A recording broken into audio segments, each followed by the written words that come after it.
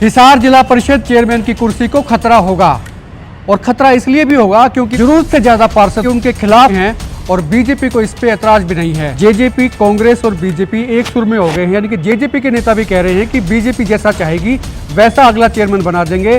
कांग्रेस के नेता भी कह रहे हैं, कांग्रेस के चुने हुए नुमाइंदे ऐसा कह रहे हैं, जिला परिषद के जो मेंबर्स हैं वो ऐसा कह रहे हैं कि जैसा बीजेपी चाहेगी वैसा या उस आदमी को हम चेयरमैन बनाने को तैयार हैं। लेकिन जो मौजूदा चेयरमैन हैं सोनू सिहाग डाटा, ये उनको मंजूर नहीं है, ये उनको पसंद नहीं है और डीसी के आने का इंतजार है। चूंकि हिसार के डीसी छुट्टी पर हैं, हालांकि एक दिन तमाम जो असंतुष्ट पार्षद हैं वो एडीसी के पास भी गए थे, लेकिन इत्तेफाक से एडीसी नहीं मिली थी। लेकिन बाद में एक चीज़ और सामने निकल कर आई कि बगैर डीसी के अविश्वास प्रस्ताव पर कार्रवाई आगे नहीं हो सकती है। ये एक लोचा है, एक पेच है।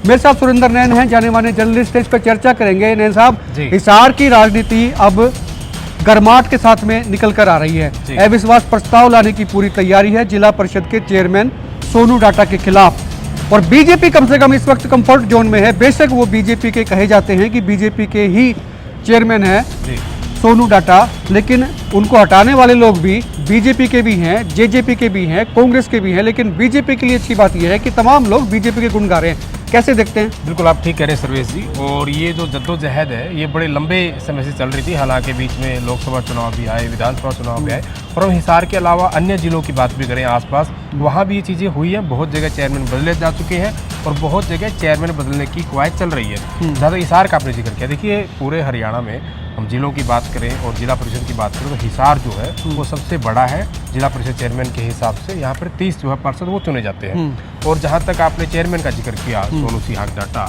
जो कि बीजेपी से समर्थित है और वो चेयरमैन है।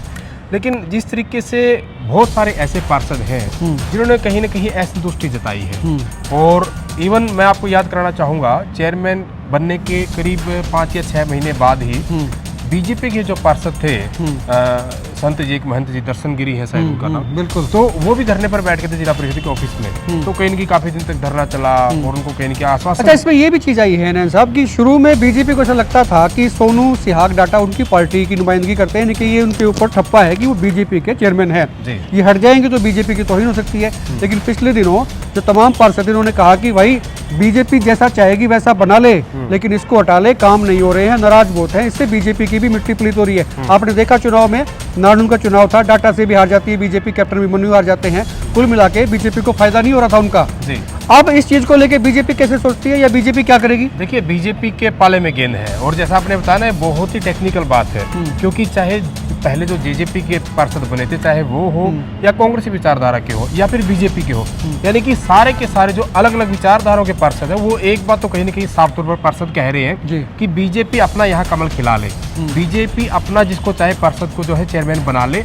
लेकिन ये जो चेयरमैन है जो कहीं ना कहीं कामों में, क्योंकि बहुत सारे आरोप उन पर लगाए हैं, अलग अलग चीज़ों के वो कहीं ना कहीं पार्षद ने आरोप लगाए हैं, काम में कहीं की अनदेखी की गई है। वैसे तो बीजेपी कहती है समान काम समान विकास, लेकिन जिस तरीके से उन पार्षदों का कहना है कि जो पहली जो ग्रांट बढ़ी थी 28 से 30 लाख की, बहुत सारे ऐसे पार्षद, ऐसे वार्ड है जहां पर कहीं ना कहीं वो पैसा भी जो उस वक्त के काम थे वो भी अब तक पूरे नहीं किए गए। और कुछ ऐसे पार्षद हैं चाहे वो कांग्रेस के हो या फिर अन्य किसी से हो, जहां पर कम से कम 2-2, 3-3 करोड़ तक के काम इस तरह की चीजें हुई है। यानी कि जो गैप जो है ना पैसे का, विकास का, जो बजट का जो आवंटन का जो है, इससे कहीं ना कहीं असंतुष्टि। और बड़ी बात सर्वेश जी, जिन्होंने सोनू के पक्ष में वोट दिया था, देखिए जब चुनाव हुआ था तो 16-14 का ये था, इनके 16 वोट आए थे और जेजेपी के 14।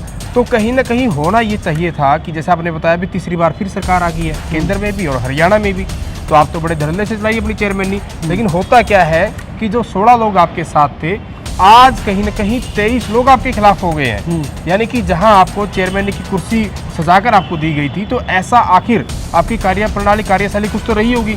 ठीक है, ये सरकार का फैसला है, सरकार किसको अपना चेयरमैन बनाती है, सोनू को हटाती नहीं हटाती, आगे की चीजें हैं। लेकिन 23 लोगों का डीसी ऑफिस में जाकर के डीसी के सामने ये कहना कि हम असंतुष्ट है, ये अपने आप में बहुत बड़ी बात है। और मुझे लगता है सर्वेश जी, जैसे आपने कैप्टन अभिमन्यु का जिक्र किया, हम बरवाला का जिक्र करें, हम आदमपुर का जिक्र करें, हम हांसी का जिक्र करें, यानी कि जो भी हल्के हैं, सातों के 7 विधानसभाएं पूरा हिसार जिले में, तो कहीं ना कहीं बीजेपी आने वाले समय में ये देखे कि भाई नई नीति से सरकार बनी है तो कैसा नए तरीके से, यानी कि एक बीजेपी का मौका भी है कि अगर इसके पार्षद अगर कह रहे ना खुश है तो हटा भी सकते हैं, कोई बड़ी बात। अच्छा, हमने जो है ना कई पार्षदों से बात भी की जो बीजेपी से ताल्लुक रखते हैं, उनका ये हमने सवाल किया कि भाई आपकी तो पार्टी ने इनको बनाया है, मतलब आपकी पार्टी का हाथ रहा है। ये कहे जाते हैं कि बीजेपी के चेयरमैन है तो इनको क्यों हटाएंगे, बीजेपी को नुकसान नहीं होगा क्या? कहते हैं नहीं, हम भी चाहते हैं, पार्टी के भी कई बड़े नेता चाहते हैं कि भाई अगर इसकी मुखालफत इतनी ज़्यादा है और इसके बाद बन भी हमारा ही रहा है तो फिर हटाने में क्या परेशानी है। पहली बात तो ये।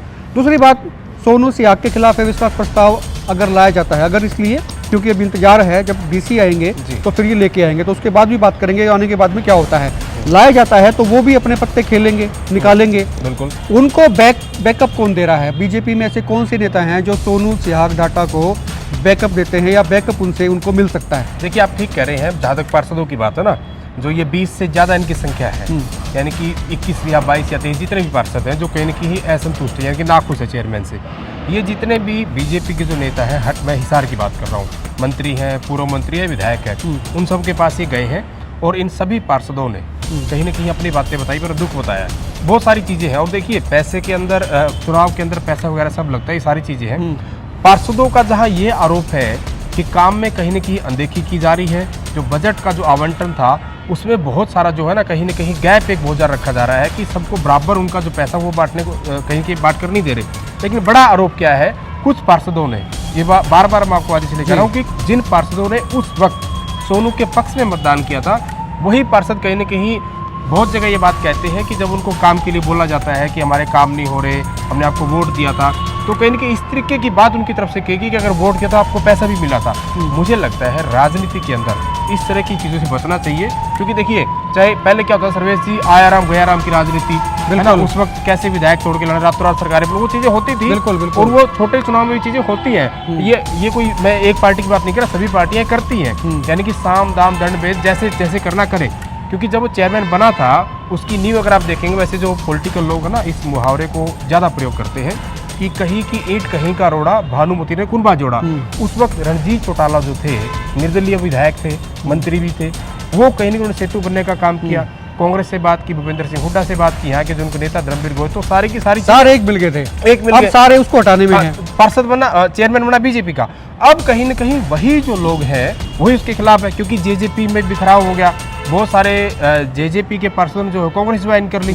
और मेरे पास जो खबर है, जो मुझे हम जो सुनते हैं, बहुत सारे ऐसे पार्षद भी हैं जो कहीं न कहीं बीजेपी का पटका पहनने के लिए तैयार हैं, बीजेपी में जाने के लिए तैयार हैं। उनको बीजेपी सरकार से दिक्कत नहीं है, उनको हरियाणा सरकार से दिक्कत नहीं है। उनकी एक ही मांग, जो बार बार कहते हैं कि जितना बजट हिसार जिला परिषद में आना चाहिए था उतना नहीं आ पाया, जितने काम होने चाहिए वो नहीं हुए। और आप ये कह रहे हैं कि बीजेपी इस प्रकरण में भी अपॉर्चुनिटी तलाश लेगी? जी बिल्कुल कर सकती है। और जहाँ तक नेताओं की बात की, अब देखिए, हम बड़े मंत्री और बड़े नेता की बात करें अगर हिसार में, तो रणबीर गंगवा, पहले वो नलवा से विधायक थे, वो बरवाड़ा से है और सरकार में मंत्री है, बड़ा पद उनका। अब अगर सर्वेश जी, हम 30 जैसे मैंने बताया पार्षद हैं, अगर प्रत्येक विधानसभा के हिसाब से देखें तो एक विधानसभा के बाटे 4 से 5 पार्षद आते हैं, किसी में 3 भी, किसी में 5 भी है। तो अगर रणबीर गंगवा का हम देखेंगे तो 4 और 4 8 तो यहीं के हो गए। तो विनोद भेड़ा का मान लीजिए 3 से 4 पार्षद वहाँ है, नारनौल में है करीब 4 पार्षद। तो कौन नेता ये चाहेगा कि जो लोकसभा चुनाव में हमें नुकसान हुआ क्योंकि वो नाखुश थे चेयरमैन से, विधानसभा चुनाव में हमें नुकसान हुआ, लेकिन आगे की जो राजनीति है आखिर उसमें कैसे फायदा उठाया जाए, कैसे, जब इनके नेता जब ये चाह रहे हैं कि एक नाराज जिसे असंतुष्ट है उस चेयरमैन को, तो ये चेंज कर सकते हैं, उसको बड़ी बात नहीं है। अच्छा, मुझे ये भी लगा कि भी पार्षदों की भी अपनी एक चीज़ है, उनकी सोच है। उनको लगता है कि तुम ऐसे ही अगर चुपचाप बैठे रहे, तुम्हारे यहाँ काम नहीं होते रहे, तो अगर राजनीति तो उनको करनी है फील्ड में, तो दोबारा जाएंगे जनता के बीच में तो क्या लेके जाएंगे? या तो राजनीति छोड़ दें वो, नहीं तो उनके काम हो नहीं रहे, तो ये मजबूरी है। मजबूरी अगर इसमें अगर उसको नहीं हटाएंगे तो उनका कैरियर तबाह हो जाएगा। बिल्कुल तबाह हो जाएगा। क्योंकि देखिए, मैंने रणबीर गंगवा का हम जिक्र मानते हैं, मैंने बताया ना 8 से 9 पार्षद उनके दोनों विधानसभा क्षेत्रों में आते हैं, नलवा और जो। अब जो 1-2 पार्षद हैं जो कहीं न कहीं सोनू के पक्ष में है, और जो 7 से 8 पार्षद है जो सोनू के खिलाफ है। अब रणबीर गंगवा को 1 सोनू चाहिए या 8 पार्षद चाहिए? क्योंकि 8 जो पार्षद हैं, हजारों लाखों वोट उनके पास है। हिसार जिले के हिसाब से हम देखेंगे तो इनको लोग चुन के भेजते हैं, लोगों ने पे विश्वास जताया है, जिनमें प्रतिनिधि है, और ये कहीं न कहीं लोगों की बात तो उठा रहे हैं। और अगर ऐसा नहीं है, क्योंकि जो जेजेपी से जो पार्षद बनकर आए थे सुनील मुंडा, उन्होंने भी कहा था, बहुत सारे और भी आरोप लगाए थे कि कहीं न कहीं बहुत सारे पार्षदों की वीडियो बनाई गई है। हाँ, मैं इस बात पे भी आ रहा था, ये एक शगुफा छोड़ा गया या इसमें हकीकत है, जो भी है, या टूल की तरह इस्तेमाल किया जा रहा है। कुछ लोगों के ये आई निकल के बाद की भी 1, 2, 3 या कुछ भी हो सकती है संख्या, उनके कुछ वीडियोज ऐसे तैयार कर लिए गए हैं, बना लिए गए हैं कि ऐसे वक्त पे उनको रोका जाए, उनको वहीं पे खड़ा कर दिया जाए या अपने मुताबिक जो है उनसे काम करवाए जाए। तो ये टूल जो है इसका कोई फ़र्क पड़ता है, पहली बात तो ये जी, या फिर फ़र्क पड़ता है तो फिर क्या ये ऐसी टैक्टिक्स जो है राजनीति में आनी चाहिए थी? कैसे देखते हैं इस चीज़ को? देखिए पहली बात तो ये क्योंकि अभी तक हाइपोथेटिकल है, वो वीडियो को सामने नहीं आए हैं, लेकिन चीज़ें आ रही हैं। चीज़ें आ रही हैं, सुनी हुई बातें हैं, हर कोई सुनता है और हर किसी को पता भी है। बड़ी बात क्या जो मैं आपको बता रहा था इसी प्रकरण में, जो सुनील मुंड है उनका साफ तौर पर ये कहना है कि अगर हमारे पार्षद और हम लोग अगर झूठ बोल रहे हों तो चेयरमैन जो सोनू सिहाग है वो मानहानि का दावा हम पे कर दे। वो कह रहे हैं कि जरूरत पड़ी तो सबूत भी दिखाएंगे और वो पार्षद भी सामने आ जाएंगे। हालांकि उनका ये भी कहना है कि वो कहीं ना कहीं मंत्रियों के पास गए, चाहे चंडीगढ़ की बात करें या फिर जिले के हिसाब से बात करें, जितने भी बीजेपी के संगठन के जो कहीं के लोग हैं, नेता हैं, उनके पास मिलने भी गए हैं, चाहे विधायक हैं अलग अलग विधानसभाओं से, कहीं ना कहीं अपनी बातें उन्होंने बताई है। इस तरह की बातें हुई हैं। ठीक है, बहुत सारे लोग ऐसे होते हैं चीज़ों सामने नहीं लाना चाहते, इस तरह की चीज़ें हैं, लेकिन हाँ धुआं तभी उठता है जब कहीं ना कहीं कोई आग लगती है या इस तरह की चिंगारी जहाँ होती है ना, वो चीज़ें हैं। लेकिन बड़ी बात यही सर्वेश जी, बीजेपी के पास बड़ा मौका है और बीजेपी बहुत चीज़ों को बड़ा ध्यान से, है ना, क्योंकि संगठन अलग से काम करता है, बीजेपी अलग से है। मतलब बीजेपी की निगाहें इस पर टिकी हुई है, इस मसले पे पूरी बारीकी से बीजेपी की नज़र है। हाँ बिल्कुल नज़र है, और कहीं ना कहीं लंबी जो राजनीति है, क्योंकि आगे भी चुनाव आने हैं, तो उसको देखते हुए इनको जो सूट लगेगा। क्योंकि देखिए बड़ी बात जो आपने शुरू में जब हमारी बातचीत शुरू हुई आपने कहा कि बीजेपी के पाले में इसलिए गेंद है कि चेयरमैन बीजेपी का है और बीजेपी का ही बनना है, और जो अन्य जो पार्षद, मतलब बीजेपी के पास खोने के लिए कुछ भी नहीं है। जो अन्य पार्षद है वो भी ऑन रिकॉर्ड ये बात कह चुके हैं तमाम नेताओं को कि हिसार में आप अपना कमल खिलाइए, हिसार में आप अपना पार्षद बनाइए, किसी को भी बनाइए, लेकिन हम इससे इसलिए असंतुष्ट है क्योंकि जो कार्य प्रणाली है कहीं ना कहीं उन पर बहुत सारे आरोप है ना, घोटालों का आरोप है, वो मतलब बहुत सारी लंबी चीजें हैं, अलग अलग पार्षद की अलग अलग अपनी कहानी है। क्योंकि जब सिलसिला चलेगा, विश्वास प्रस्ताव आएगा, तब चीजें बाहर निकल कर भी आएंगी कि भाई ताजा मामला क्या हो रही है। ताजा मामला आपके हास्य का ब्लॉक समिति का, आपने तो खुद उसका आप मतलब कवर करके आए हो भाई। 29 में से शायद 26 लोग मतलब ऐसे प्रस्ताव लेके आए और सारी की सारी चीजें, तो इतने होता है ना भाई 5, 7, 8 लोग तो असंतुष्ट हो जाए। और सीधी सी बात है सर्वेश जी, मैंने आपको बताया जब 14-16 का गेम था, 16 लोग इनके पक्ष में थे। 2 सालों में तो जो विरोधी जो लोग थे, चेयरमैन अच्छा वही होता है, अच्छा नेता वही होता है कुर्सी पे आने के बाद, कि बाकियों को भी कहीं ना कहीं अपनी तरफ खींच ले। लेकिन जो ये 7-8 लोग घट गए हैं, संख्या कम तो सोनू की हुई है ना, चेयरमैन की हुई है, क्यों उनको वहां जाना पड़ा? बिल्कुल। और दूसरी बात, विपक्ष जो है वो सत्ता में नहीं है, विपक्ष में हो तो बाकी जो पार्षद है ना भाई सत्ता की तरफ लोग भागते हैं, लेकिन ऐसा क्यों हो रहा है? कुछ तो गड़बड़ है।